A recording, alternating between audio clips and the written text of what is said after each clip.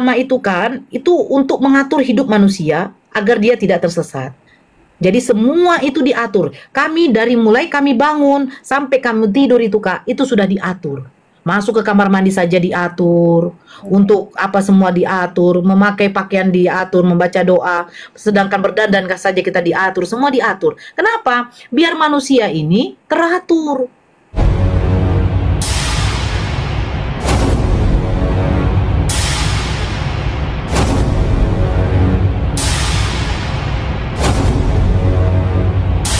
Assalamualaikum warahmatullahi wabarakatuh.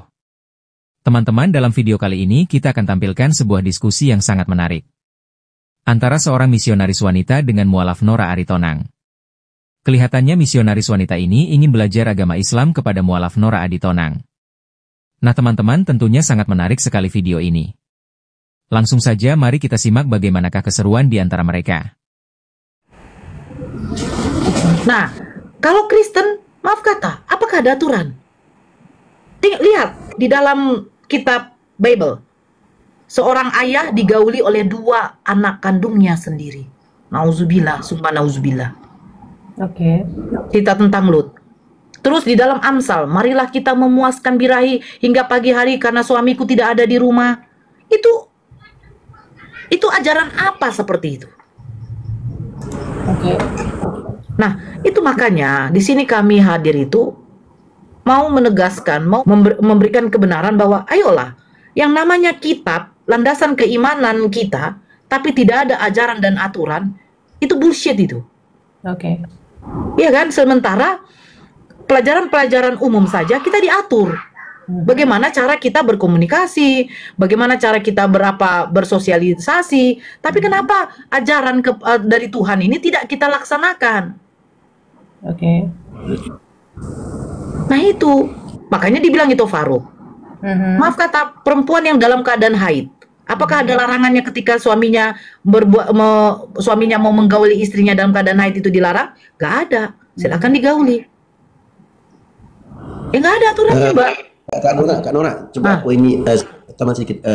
Kak Baya, for your information, Sister Nora is a former Christian, you know, ex-Christian. Alright. Oh, And okay. she converted to Islam. Alright. Sure. Lanjut Kak.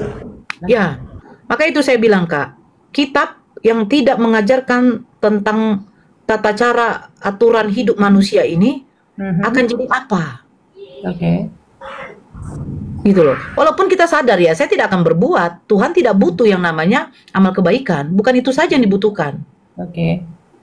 Saya melakukan perintahnya, saya menuruti perintahnya, itu poin utama. Bukan berbuat baik saja. Saya berbuat baik, saya bersedekah, tetapi saya tidak sholat, tetapi saya tidak berzakat, tetapi saya tidak mematuhi perintah Allah. Contoh, saya nikah, saya mengawini anak saya, atau mungkin bapak saya mengapakan saya. Loh, kalau dibilang bapak saya bilang, apa dosa bapak? Nah, orang nggak ada larangan di dalam Bible. Oh, oke. Walaupun mungkin sadar ya tidak pantas, tetapi ketika dilakukan apakah dosa? Ya enggak. Oke. Understood. Betul kan Kak Baya? Oh ya, benar. Kalau tidak ada larangan ketika dilakukan apakah berdosa? Contoh lagi, Kristen selalu menentang tentang poligami. Itu paling fundamental kali. Nah, apa yang dipersatukan Tuhan tidak boleh diceraikan oleh manusia, betul? Ya, betul. Nah, sementara konsep poligami itu adalah menambah, bukan mengurangi. Oke. Betul? Nah, sekarang apakah pernikahan itu adalah halal? Kalau Halal? Pernikahan itu adalah halal kan? Halal, ya. Halal.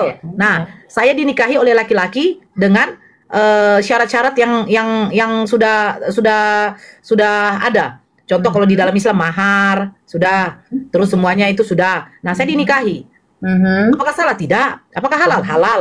Nah, sekarang kalau yang tidak dinikahi tetapi disimpan di dalam rumah, apakah itu halal? Tidak. Nah, jadi konsep poligami itu bukan mengurangi. Ketika suami saya memilih untuk berpoligami, saya tidak akan diceraikan, tetapi dia menambah istri. Kenapa ditentang? Ketika laki-laki ingin menghalalkan satu perempuan lagi. Nggak ada. Ya. Kak Nora, izin Kak Nora. Simple logiknya begini Kak Maya, Kak Mbaya. Oke. Kalau ada seorang pria mapan, dia punya banyak duit. Oke. And then punya jabatan, pangkat. Dia mampu untuk menikah lebih dari satu. Mana yang lebih masuk akal, Kak? dia dibolehkan untuk menikah lagi dengan tetap mempertahankan istrinya, atau dia boleh jajan, alias beli cewek-cewek, main cewek-cewek di luar. Yang mana lebih logika, yang masuk logika? Kalau menurut logika dia harus menikah lagi itu. Ya, benar? Ya, Ya, betul sekali. Biar halal Oke, kan? mantap. Ya. Nah, ini berarti masih beliau nih, Kak Mbaya nih jujur dia, karena memang fakta yang kita dapatkan di lapangan, Kak Mbaya, laki-laki atau pria yang mapan, yang punya banyak duit, walaupun dia sudah punya istri satu, dia pasti akan mencari kesenangan, kepuasan di luar sana, dan kepuasan dan kesenangan yang paling utama bagi seorang laki-laki adalah perempuan. Betul. Right? Oke. Nah, itu. Makanya poligami dalam Islam itu adalah solusi, Kak. Bukan sebuah kewajiban yang harus dikerjakan oleh setiap umat muslim, khususnya laki-laki. Karena itu ada syarat-syaratnya. Seperti itu. Lanjutkan, Nora. Ya. Poligami di dalam agama Islam. Dalam Islam, poligami, menikah dengan lebih dari satu istri, diperbolehkan, namun dengan persyaratan yang ketat. Syarat-syarat utama meliputi keadilan terhadap semua istri, kemampuan menafkahi semua istri dan anak-anak, serta izin dari istri pertama jika istri tersebut masih mampu dan layak untuk dimintai persetujuannya. Berikut adalah rincian syarat poligami dalam Islam. 1. Kepercayaan dan keimanan. Bersikap adil. Syarat utama adalah kemampuan berlaku adil terhadap semua istri dalam segala hal, termasuk nafkah, waktu, dan perlakuan. Keadilan ini sangat penting untuk mencegah terjadinya ketidakadilan dan perselisihan dalam keluarga. Iman yang kuat. Poligami dapat menimbulkan tantangan dan ujian dalam keluarga, sehingga suami harus memiliki iman yang kuat untuk dapat menghadapi tantangan tersebut dan tetap menjaga keadilan. 2. Kemampuan. Mampu menafkahi. Suami harus memiliki kemampuan finansial untuk menafkahi semua istri dan anak-anak mereka. Kesehatan jasmani. Suami harus memiliki kesehatan jasmani yang cukup untuk memenuhi kebutuhan seksual dan lain-lain dari semua istrinya. Mampu menjaga kehormatan. Suami harus mampu menjaga kehormatan semua istri dan anak-anaknya, serta menjaga mereka dari segala bentuk perbuatan yang tidak baik. 3. Izin dan persetujuan. Izin istri pertama. Jika ada izin dari istri pertama sangat penting untuk mencegah terjadinya konflik dan ketidakadilan. Izin ini dapat diberikan secara lisan atau tertulis, dan harus diucapkan di depan sidang pengadilan. Izin pengadilan agama. Poligami harus diajukan ke pengadilan agama untuk mendapatkan izin, yang akan mempertimbangkan semua aspek dan syarat poligami yang telah disebutkan sebelumnya. Silakan, Kak. Menurut Kakak yang saya jabarkan itu benar atau tidak? Ya, menurut kalau yang kakak explain, itu lebih kepada tata cara kehidupan manusia ya. So, apa yang ada di Al-Quran kakak itu lebih kepada cara kita hidup, begitu? Oke, mengatur dari law, mengatur cara kita hidup, itu ya. Tapi menurut kakak yang kakak bantah ke kita, ke Kristen, karena tidak ada cara-cara dari A to Z aturannya, begitu? Is it? Itu betul ya? Betul. Yang setakat yang I understand about what you're talking about. So, okay. Tapi tapi bagaimana kalau walaupun tidak ada tata caranya yang sebegitu, kita hidupnya selayak manusia. Macam walaupun tidak ada, kita tahu mencuri itu memang salah, mengambil hak orang itu salah, berhubungan dengan suami orang tanpa pernikahan itu salah. Kita tahu yang nggak bagus, yang bagusnya kita tahu mana dosa, mana pahala, begitu. Walaupun tidak tertulis satu persatu di dalam Alkitab kita, tapi in the same time we know what is wrong, what is right, and what is against God law, what is against human law.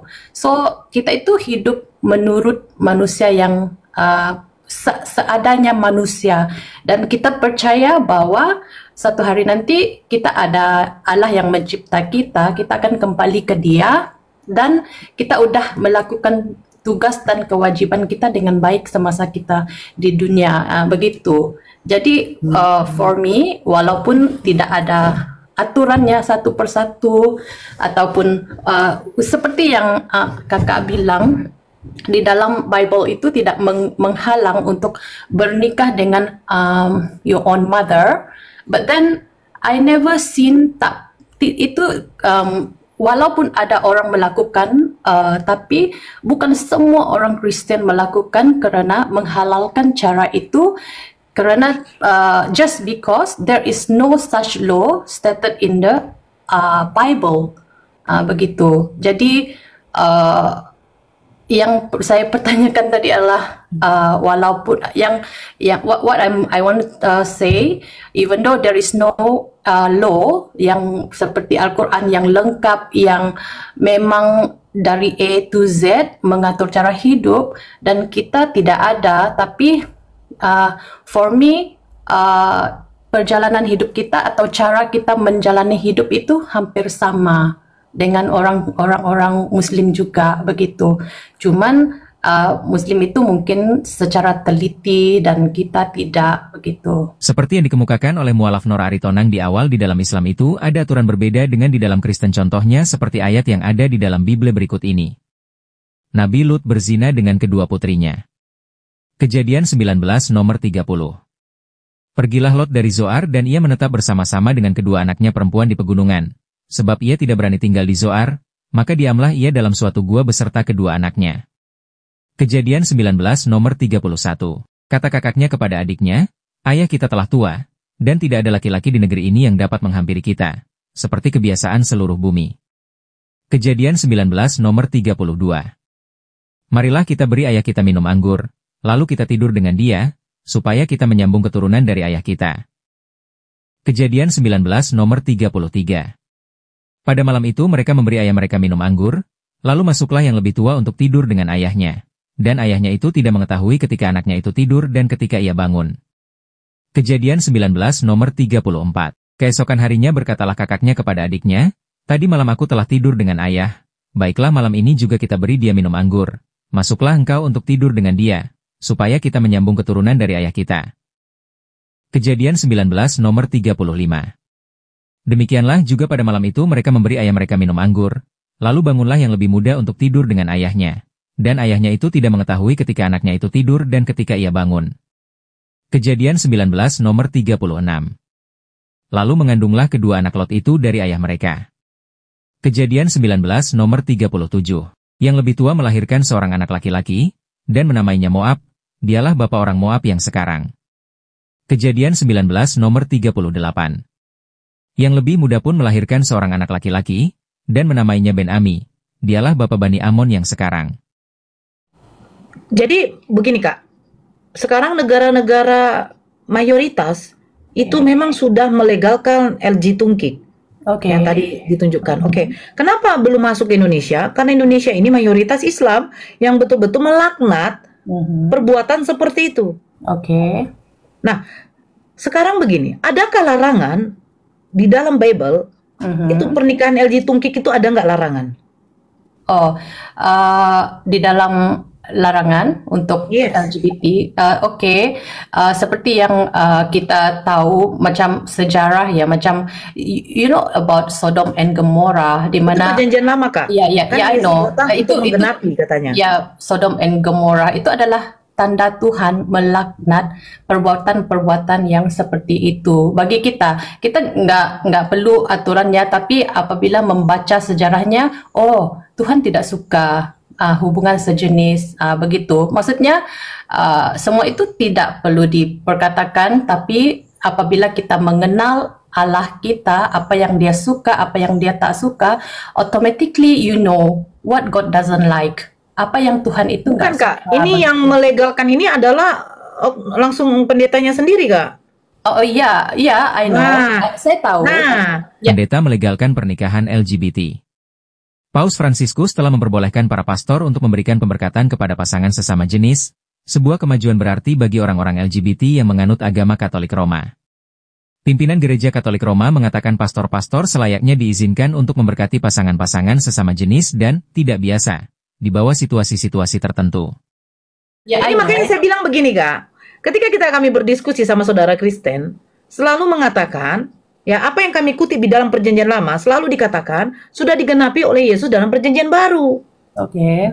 Nah, kalaupun memang meyakini bahwa semua yang di dalam perjanjian baru itu adalah perintah dari Yesus yang tidak boleh kawin cerai, ya kan? Tidak boleh poligami, itu adalah ajaran Yesus, kan begitu. Nah, sekarang solusi bagi LG tungkik yang di luar ini bagaimana? Karena penggenapan Yesus tidak mengajarkan tentang apakah dilarang untuk mengkawin dengan sesama jenis. Karena nggak ada. Oke. Ya, I know. Nah, ini masalahnya, Kak. Makanya kenapa mesti ada perjanjian lama? Kenapa mesti ada perjanjian baru? Kalau di Al-Quran itu tidak ada larangan, yang diharamkan, yang diperbolehkan, yang disunahkan. Nah, itu semua sudah ditegaskan oleh Allah di dalam Al-Quranul Karim. Nah, penjabaran detailnya akan dijelaskan di dalam hadis-hadis yang nanti akan diriwayatkan oleh yang akan disabdakan oleh baginda Rasulullah. Oke. Apakah pernah ada suatu masjid para ustadz itu menikahkan sesama jenis? Tidak ada satupun. Tetapi kebanyakan negara-negara yang mayoritas Kristen sudah melegalkan. Nah, ini yang sebenarnya ditakuti. Kenapa di Malaysia belum? Karena memang Malaysia itu mayoritasnya Islam. Nah, sementara di Malaysia itu menggunakan kata Allah itu sebenarnya sudah tidak diperbolehkan lagi. Karena itu adalah nama sesembahan umat Muslim. Nah, makanya saya bilang, Kak, aturan-aturan itu perlu sekali untuk hidup manusia, agar manusia ini teratur dalam beribadah kepada Allah. Kepada Allah saja diatur bagaimana cara kita berpakaian, kepada laki dengan suami kita aja diatur bagaimana kita cara digauli oleh suami kita atau suami kita menggauli kita, diatur semua. Bagaimana cara kita diatur ketika kita jumpa dengan ipar-ipar kita, diatur semua. Kalau tidak diatur, Kak, ujungnya kita jadi bebas. Bebas. Kalau kayak contoh di Islam, misalnya ya, suami saya punya saudara laki-laki datang ke rumah saya untuk menginap. Nah, di situ apakah saya berpantas untuk berpakai baju you can see? Baru ketika ipar saya duduk di sana, saya duduk di sampingnya, itu semua diatur. Nah, itu semua diatur, Kak. Makanya kalaupun ada orang yang melanggar seperti itu adalah oknum. Tetapi Allah sudah mengatur dan menegaskan mana yang menjadi mahram kita, mana yang bukan mahram kita, mana yang boleh kita menunjukkan aurat kita, mana yang tidak boleh. Understood. Nah, jadi kitab ini, Kak, harus lengkap. Mengatur tentang bagaimana konsep ketuhanan, mengatur tentang bagaimana kita cara beribadah kepada Allah, kepada Tuhan kita, mengatur tentang bagaimana cara kehidupan kita, bersosialiti kita, kepada keluarga kita, suami pasangan kita, dan kepada orang-orang di luar sana. Itu semua diatur, Kak. Kalau tidak diatur, sebentar sedikit lagi ente. Kalau tidak diatur, contoh, saya berpakaian seksi, di situ ada ipar saya duduk di samping dia, saya pegang tangan dia. Mau dibilang, kamu dosa Nora, loh mana larangannya? Nggak ada. Betul kan? Pernikahan LGBT di gereja. Paus Fransiskus resmi izinkan pasangan gay lesbian diberkati gereja. CNN Indonesia. Selasa, 19 Desember 2023 pukul 18.16 waktu Indonesia Barat, Paus Fransiskus resmi mengizinkan gereja Katolik memberikan berkat terhadap pasangan sesama jenis, lesbian, gay, biseksual, dan transgender LGBT, pada Senin 19 Desember. AFP, Tiziana Fabi. Jakarta, CNN Indonesia. Paus Fransiskus resmi mengizinkan gereja Katolik memberikan berkat terhadap pasangan sesama jenis, lesbian, gay, biseksual, dan transgender LGBT, pada Senin 19 Desember. Menurut dokumen Vatikan yang diteken Paus Fransiskus, pemberkatan ini dapat dilakukan asal tidak menjadi bagian dari ritual atau liturgi gereja yang biasa berlaku. Pemberkatan ini juga tidak sama dengan pengesahan secara hukum sipil. Keputusan terbaru Vatikan ini membuka kemungkinan pemberkatan bagi pasangan sesama jenis meskipun keputusan tersebut tetap diserahkan kepada kebijaksanaan dari para pastor masing-masing.